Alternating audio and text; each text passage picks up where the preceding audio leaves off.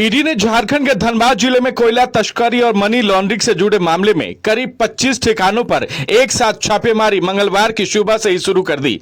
यह कार्रवाई कोयला कारोबारी अनिल गोयल, एलबी सिंह और हरेंद्र चौहान से जुड़े ईसीआईआर यानी कि इन्फोर्समेंट केस इन्फॉर्मेशन रिपोर्ट के सिलसिले में की जा रही है। ईडी की टीम केंद्रीय सुरक्षा बलों के साथ सुबह करीब 7 बजे धनबाद के कई ठिकानों पर पहुंची। इसके बाद संबंधित परिसरों को सुरक्षा घेरे में लेकर तलाशी शुरू कर दी गई। जिन लोगों के ठिकानों पर कार्रवाई चल रही है उसमें गणेश यादव, पप्पू मंडल, रोहित यादव, हरेंद्र चौहान, साधु सिंह, महेंद्र प्रताप, इम्तियाज अली, रजनीकांत शर्मा, शेखर यादव और आलोक सहित कई अन्य लोग शामिल हैं। तलाशी के दौरान ईडी की टीम वित्तीय लेन देन से जुड़े दस्तावेज, बैंक रिकॉर्ड, संपत्ति संबंधित कागजात, mobile phone, laptop, hard disk और अन्य डिजिटल उपकरणों की भी जांच कर रही है। अभी तक किसी की गिरफ्तारी या जब्ती की आधिकारिक जानकारी सामने नहीं आ सकी है। सूत्रों का कहना है कि यह कार्रवाई भारत कुकिंग को लिमिटेड यानी कि बीसीसीएल के टेंडर, कथित अवैध कोयला कारोबार और उससे जुड़े वित्तीय लेन देन की जांच का ही एक हिस्सा है। दरअसल कोयला घोटाले के इसी मामले में ईडी ने 4 अलग अलग इंफॉर्मेशन रिकॉर्ड यानी कि ईसीआईआर के साथ पूरे मामले की जांच शुरू कर दी थी।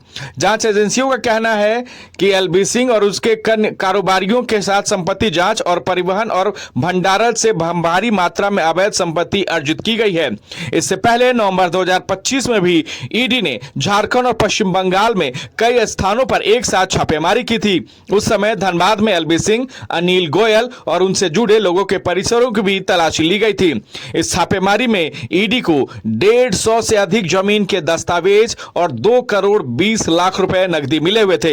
ईडी को छानबीन में अवैध तरीके से कोयला खनन, परिवहन और भंडारण से संबंधित साक्ष्य मिले थे। माना जा रहा है कि यह मंगलवार की कार्रवाई उसी जांच की एक अगली कड़ी है। हाल ही में मिले नए साक्ष्यों और वित्तीय लेन देन की जानकारी के आधार पर ही ईडी ने फिर से धनबाद के कई ठिकानों में एक अभियान चलाया हुआ है। छापेमारी के बाद धनबाद के कोयला कारोबार और आउटसोर्सिंग क्षेत्र से जुड़े व्यवसायियों में हलचल है। जिन लोगों के यहां ये रेड चल रही है, ये कार्रवाई चल रही है, उनमें विभिन्न राजनीतिक दलों से जुड़े कुछ चेहरे भी शामिल हैं। ईडी की इस रेड के बाद धनबाद के कई कोयला कारोबारियों में हलचल का माहौल है, अफरा तफरी का माहौल देखा जा रहा है और ईडी की ये दबिश जो है धनबाद के कई ठिकानों पर लगातार बढ़ते जा रही है।